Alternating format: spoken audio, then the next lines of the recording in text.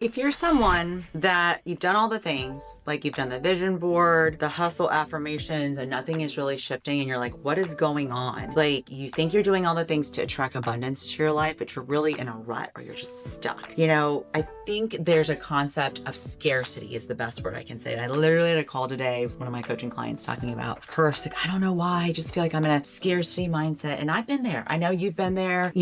We're all human beings. We're all go through moments of fear, scarcity. Oh my gosh, what are we going to do? Even when things are going great, it's almost like that pops up when things are going great. It's very bizarro. I'm Alicia Soikawa, the Empowered Woman, and today we're going to talk about scarcity. It's a problem. Why do you think we go through it? And what is the solution to that, right? You can't attract abundance, and abundance, the opposites to scarcity, in a place of depletion, in a place of lack, in a place of nothingness. You have to refill yourself first. You have to be full in order to give, to have abundance, to attract, as a magnet to things. You have to feel that. Joe Dispenza talks about that a lot. Napoleon Hill, Neville Goddard, all these amazing thought leaders, writers, thinkers, quantum physicists talk about, you can't just know it and think it. You have to actually feel it. It's like the heart-mind coherence, meaning it's all together, that you just feel so abundant. And that feeling of abundance is equal to gratitude. That's why we talk about doing gratitude. That's why we say in a place of gratitude and love, scarcity and fear cannot exist. Just like when there's light, darkness cannot exist. It just doesn't exist. There's no darkness when there's light. The only thing that will get rid of darkness is light, right? The only thing that gets rid of fear, scarcity, is being in gratitude and love. It's the absolute antidote. And so when we talk about that today, I want you to think about the energetic mismatch, or like a misalignment is a better word for it, between burnout and manifestation. So if you want to manifest and attract and grow and have abundance in your life, which is the opposite of scarcity, you'll never get out of scarcity. You will never not be scarce and in fear. You will consistently stay there if that's what you focus on, number one, because you'll keep attracting what you're focusing on. And if you're from a place of just being depleted, and I'm talking about this specifically to you women out there.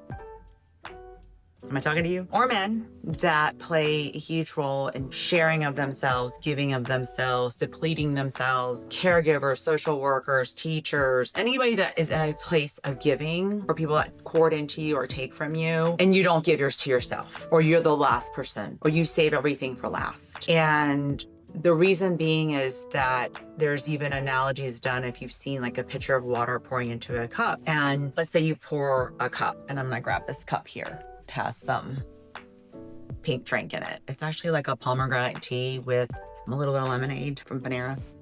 And I'm so glad, it's like a perfect timing that I can show you this demonstration. So this cup is half full. And as I drink, it's an analogy of someone taking from you or you giving them. And it's going to continue to go down. At some point, it'll be empty. So I'll take another drink. Went down a little bit more, right? It's not getting filled. So I'm not adding more to it. I'm just drinking. That would be us in life, going to the appointments, doing all the things, making the deals, showing up for our family and kids and friends, checking the list, running the company, cleaning the house, running the errands, like all the things, the doing, down. Then it's empty. And then, have you ever tried to get that last drop out of a drink? And it makes that noise of the straw, like you're trying to get, and there's nothing left. That is like you completely depleted. And a colleague of mine mentioned that her glass was not only empty, it was cracked. And that kind of broke my heart, because for it to be cracked means it's just so taken that now people are taking from the glass. And instead, we have to come from a place of pouring into ourselves. And what happens when we continue to pour, if you continue to pour, and I won't do it here because it'll get my whole pour soaking wet, but if I had a pitcher and I was pouring, and it started overflowing, my cup would stay full, and it would be so full that it would be overflowing in abundance, overflowing and giving to everybody around me, because I had so much to give. Beautiful imagery, right? So that is the goal when I say there's an energy mismatch between burnout and manifestation. To get out of scarcity, how can you pour so much into your cup that you're so full, that you're overflowing, that you give to others without taking from yourself? That's the magic. That is the true antidote, right?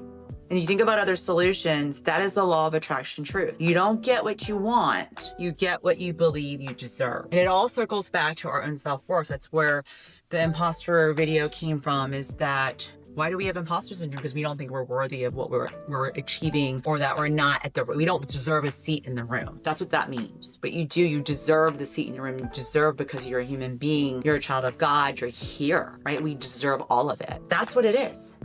Right? And the next thing is, what are the abundance blockers? Like understanding, when I showed that demonstration of the cup, self-neglect, hustle addiction, over-identifying with struggle. Is that you? I have been there where it's like, it's almost like you take pleasure in complaining or whining about how hard something is. Oh, it's so hard. The market's so hard right now. A lot of our real estate agents, it's so hard to do something new.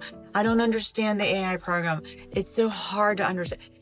You get to a place of whining and complaining and struggling, and it's like almost like you attract other people that whine and complain, because you attract who you are. But if you could flip the switch and say, I'm gonna figure this out because I'm smart, that's a very different thought process, right? And that's a blocking that, because right now you're blocking abundance by having that type of mentality. And again, that's pouring from a cup that's half full or empty and cracking your cup, not letting it overflow, right? The last thing to think about too is that, not the last thing, third to last thing, I have 4 things, is shifting into the feminine receiving. And this is for you women out there, specifically rest, pleasure, and breath work. And that again comes from pouring into yourself. Everything goes back to that beautiful analogy of pouring into the cup where it's overflowing. When you're so rested and you're full and you're bright and your eyes are bright and your skin's bright because you're so rested and you've worked out and you've eaten good food and you're not hungry and you're not grouchy and you're joyful. Like you're just joyful because you're overflowing with joy because you've taken a break and you have pleasure in your life. You're allowing yourself to have fun and play and have pleasure and do the things for yourself and not beat yourself up over things that you don't need to beat yourself up over. And breath work is really big. I think a lot of people breathe just from here up, shallow breathing in our head.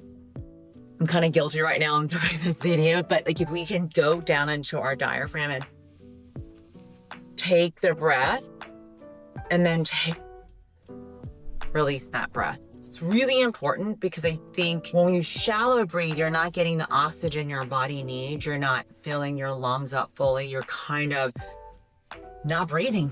We need oxygen for life.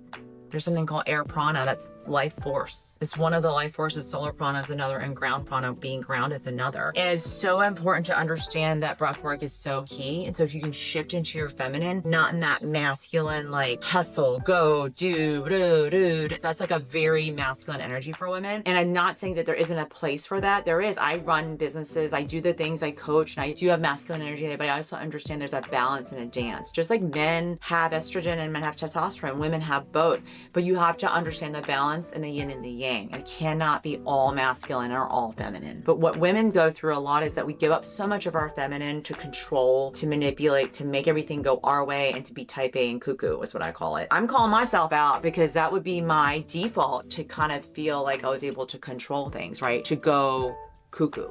And so that is something I would challenge you to do, is don't allow yourself to stay in a place of masculine energy, because it doesn't serve you. It actually hurts you so much. Okay. The last one is self-love ritual. You know, you really need to think about a daily energetic calibration and gratitude stacking. Again, when I say there's no place for fear and uncertainty and darkness when there's love and gratitude, they just cannot coexist. It's just like darkness cannot exist when there's light. When the sun's bright out, you have to go somewhere to get the darkness. Like you can't, it's just, it exposes everything, right? And so think about, where are you not loving yourself more? Where could you have more self-care, self-love, permission to retreat and just take care of what you need in that moment, to be in terms of selfishness, as some people call it. It's like, yeah, I would say, yeah, be greedy with your love, be greedy with your self-care. Those 4 things are really important in thinking about, how do I get out of this scarcity mindset? What are you putting yourself around? Who are you around? What noises, who are you choosing to be around? What energies are you choosing to be around? You know, what audio are you listening to? Are you listening to really negative things? Are you listening to positive things? Are you around incredible friends that encourage you to grow? Or are you around complainers? Take an audit in your life to see, where is all that coming from? Because what you focus on is where your energy goes and what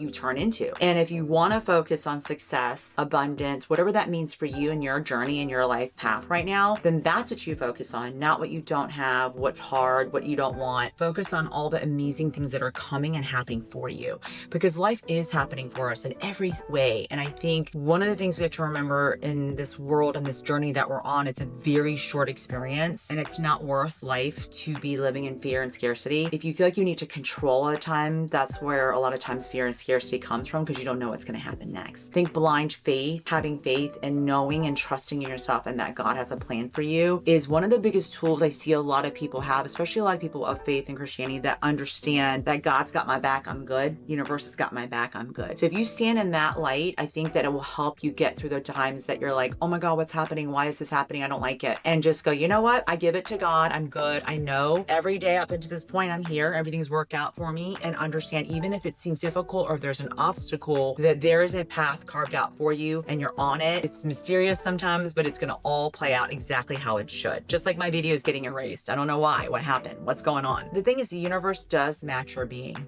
It matches who you are at the core. So if you're love and light and gratitude and in a place of self-love, it will bring that to you and more of that to you, and trusting that. And you will be tested. So just know that. It is not going to come from begging, wanting, yearning, negotiating things for you. It's going to come from who you are existing as. So I challenge you to step up, to change that mindset, to put yourself around people that are growing. One of my favorite books is that I actually shared one of my clients today is The Power of Awareness by Neville Goddard. And this talks about like just manifesting in general. And the craziness is that, when in imagination you assume the feeling of a wish fulfilled, you are mentally lifted up to a higher level. When through your persistence, this assumption becomes actual fact, and you automatically find yourself on a higher level in your objective world. Your assumption guides all your conscious and subconscious movements towards its suggested end, so inevitably that it actually dictates the events. So this book in specific, Wayne Dyer was his favorite person, and that's how I found him, through Wayne Dyer's books. And it's so important to think about, what are you putting in your brain daily? What are you listening to daily? Who are you around daily? I think that's a huge hallmark sign of